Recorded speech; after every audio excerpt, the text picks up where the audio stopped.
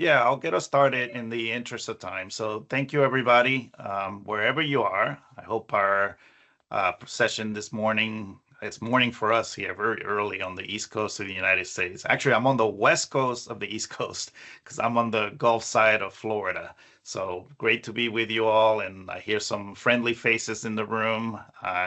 And so we're going to be talking about a paper that we author for the National Academies of Sciences, Engineering, and Medicine. They have a committee on beyond compliance. And the title of the paper is Creating Disability-Friendly and Inclusive Accessible Spaces in Higher Education.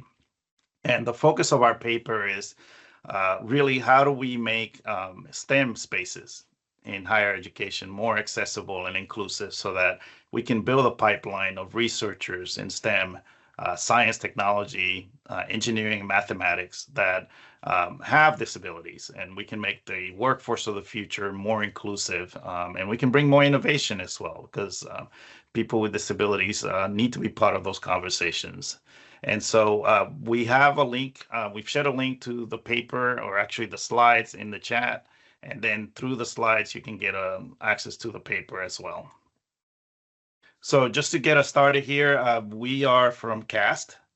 Sam is our Chief Postsecondary and Workforce Development Officer, and I am a Disability and Digital Accessibility Lead at CAST, or Disability Inclusion and Digital Accessibility Lead.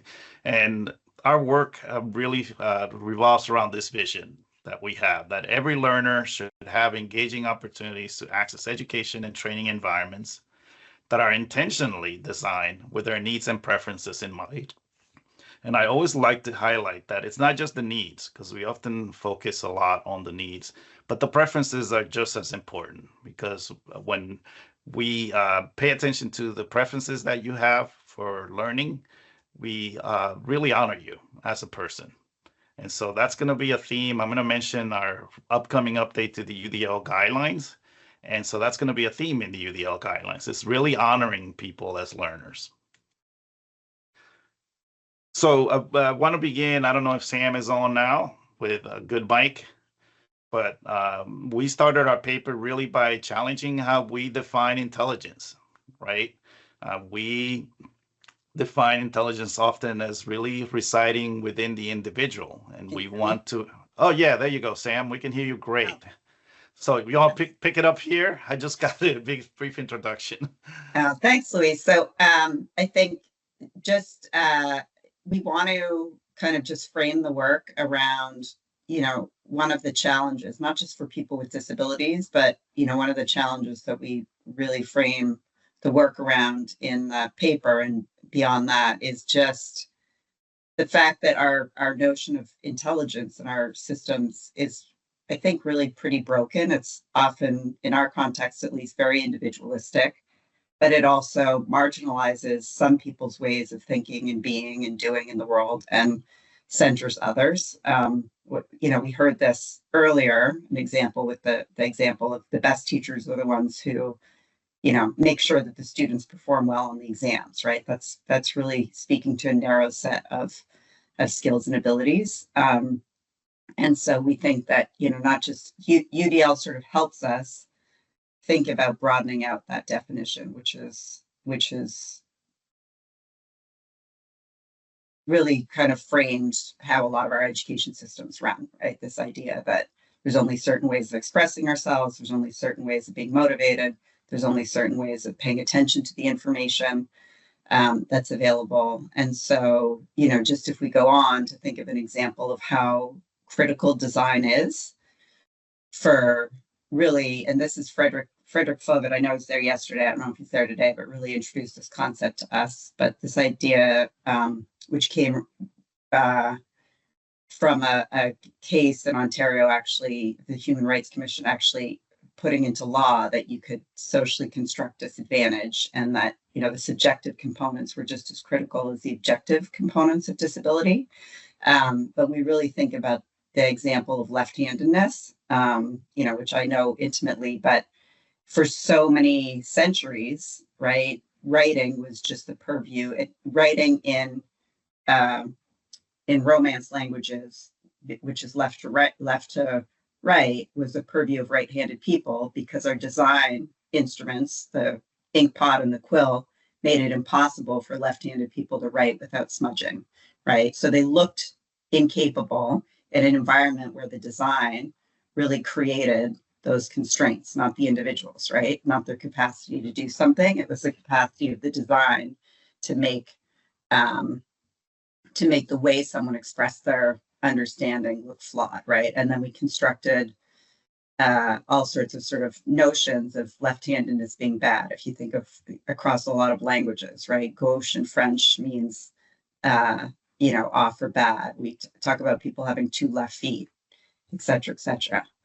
Um, so just sort of what we're trying to center here is that what we want to do with UDL is move away from socially constructing disadvantage. And one thing, if we go on, we've sort of noticed in higher ed, and I want to move it over to Luis pretty quickly because I want him to be able to talk about the guidelines of paper.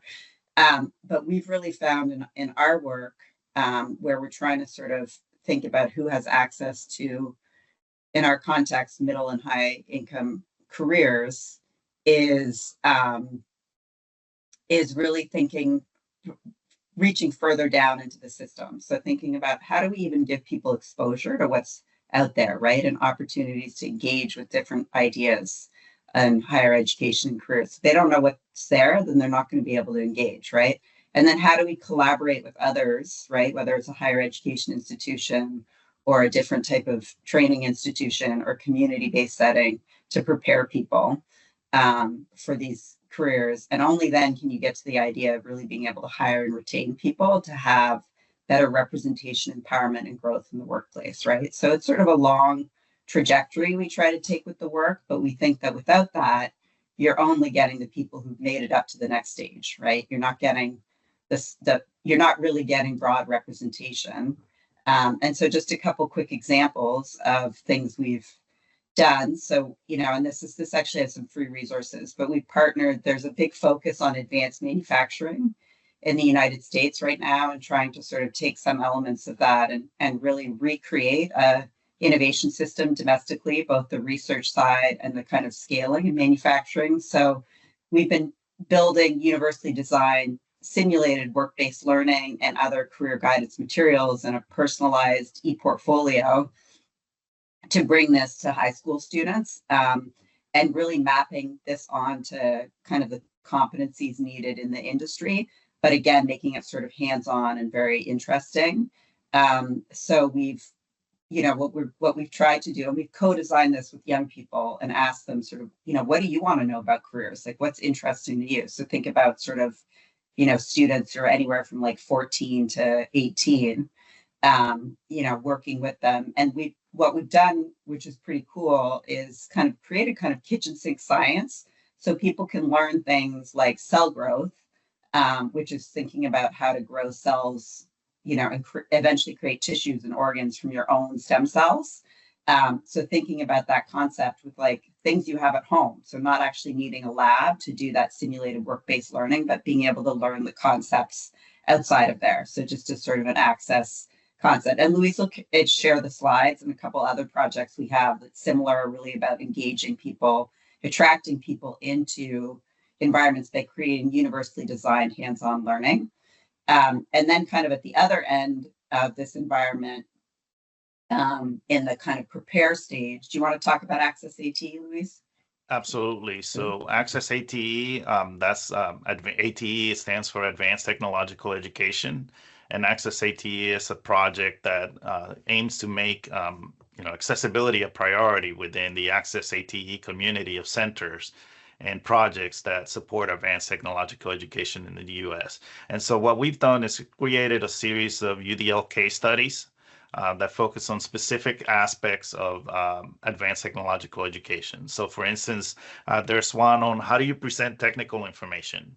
And we provided some extensive coaching to a group at the Micro Nanotechnology Education Center that's really focused on, bringing more diversity into STEM.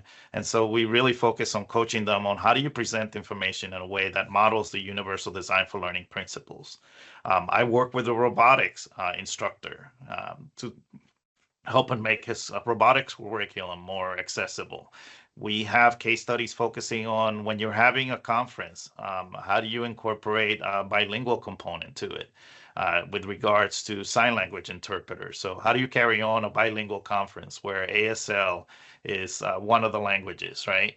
And so these case studies are available for free. There's a link here that will take you to the entire collection, and we will be adding another one, or actually four more actually. I keep losing track. Four more this summer, including one that has to do with accessible lab spaces that's informed by the paper and the needs that are out there in the community around how do we make lab spaces more accessible and inclusive. And Luis, just in the interest of time, why don't we skip the next one? They can look at it, but just know we're doing also, Sean Bracken here has engaged with us as well in this work, but we're doing system level work with the California Community College as a whole that has we didn't initiate this, but they did bring us in to help facilitate a UDL task force to think about how to bring UDL across the entire community college system, aligned with their Vision 2030, which is really excellent. I'll put it in the chat, which is their roadmap for creating a more equitable system for everybody in access, support, and outcomes. So that's just kind of a brief overview of the many different areas where we are working to make STEM and STEM careers more accessible and inclusive. I did want to highlight that we do have a UDL guidelines update coming out. So it is going to be released, the next version of the UDL guidelines, which we're calling UDL Guidelines 3.0. It's going to be released at our conference at the end of July. So July 29th, I think, to August 1st is our conference, the UDL Con International. And so we will have a new version of the UDL guidelines. But right now, if you go to udlguidelines.cas.org, you will find a couple of documents that can help you start preparing for the release of the guidelines. And so one of them is a summary of proposed updates. And then the other one is a full draft of what's new in the UDL guidelines. And we provided a rationale for each change, along with links to the relevant research. And so a few of the things that you'll find with the new guidelines, so we really try to expand the literature base for the guidelines so that it's inclusive of the global community of UDL. And it's not as Western-centric, it's not as US-centric. We've also tried to increase the representation in terms of research approaches and in terms of different perspectives on knowledge and how do we, focus on knowledge as a collective undertaking, not just an individualistic one, and also the importance of identity in learning. And finally, one of the big changes that you'll see will be an emphasis on learner agency as the key goal of universal design for learning. So I just have a few resources here that you can check out on the slides. We just recorded a podcast with the people that are leading this effort to revise the UDL guidelines with a community orientation. So it's been really collaborative with lots of input from the community. And so you can listen to one of our podcasts that has an interview with the people that have led that effort. And then we invite you to join us on July 16th for a free webinar on the UDL guidelines updates. You can find information through this link. This will allow you to register. But I want to end with some of the recommendations from our paper. So first of all, is we see accommodations and universal design for learning as partners. There's lots of limitations to accommodations because typically they do well in the more structured course environment, the traditional classroom, but they don't do as well when we reach beyond the classroom and we look at labs and we look at research facilities. And so they also place a lot of burden on students rather than the curriculum. And with UDL, we want to shift that. We want to really put the burden on the curriculum. But the two of them can work together. So an example of that is when we have captions in American Sign Language, which we're trying to do with a lot of our videos at CAS, right? So the captions work for everybody. That's an example of essential for some, helpful for all. But the American Sign Language is specifically needed by people who speak ASL, American Sign Language, or another sign language, right? Because we have multiple sign languages around the world as their first language. And so we really believe that we can have both. We can have accommodations and universal design for learning, where you're casting a wide net with UDL, but you can also address specific needs with captions. So I will wrap up, and I'm hearing some feedback. Not sure where it's coming from.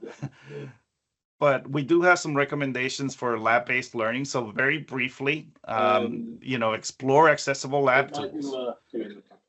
And so as part of our UDL case study, we will have a case study that focuses on this area of how do you make the lab space more accessible. And we have lots of resources around vetting digital materials for accessibility at CAS, because we also host a national center on accessible educational materials. And all of those resources are shared with a Creative Commons license, so you can take advantage of them right away. And kind of related to making lab-based learning and field experiences accessible is, can you create tours? Can you create experiences where you're exposing people to what they can expect when they get to the lab? What can they expect when they go out to the field experience? Because that's really helpful in preparing. If there are any barriers, just knowing about those barriers can be really helpful. And then also provide ways that people can share their experiences, because that can be part of that informal learning that takes place. That's really helpful in STEM. So it's not just the content, it's, being a scientist. There's lots of tips that can be shared from one person to another that are just as important as the content that you need to know to be successful. And finally, think about the service animals. So that's something that I've really taken to heart, is if we're setting up a lab environment, don't just think about the person, because the person may have a guide dog or a service dog with them. And so we want to make sure that we're keeping that service animal as an extension of the person as safe as possible. So we're thinking about protective equipment for that animal, that service animal, in a safe place where they can rest while the person is performing the lab activities, so the field work activities. And so finally, I'll wrap up with a quote here. Actually, let me just mention AI very quickly. We really think about AI as intelligence augmentation. So thinking about AI as not replacing human creativity, human judgment, but enhancing it. And so there's much more to come on AI, but AI, we really need to consider the ethical implications. We need to consider the issue of bias and the fact that it's not always accurate, but it can be a helpful tool for things like creating summaries of articles, which can be really helpful for people that find print to be a challenge. Sorry to interrupt, Luis. Sorry. No, go ahead. I'll just wrap up with this question, which is on the screen. David Berman says that for the first time in history, we have the power to include everybody. And so let's take that charge, that challenge, and do everything we can to make STEM careers as inclusive as we can make them. Thank you very much. Thank you, Luis, and thank you, Sam, for your presentation.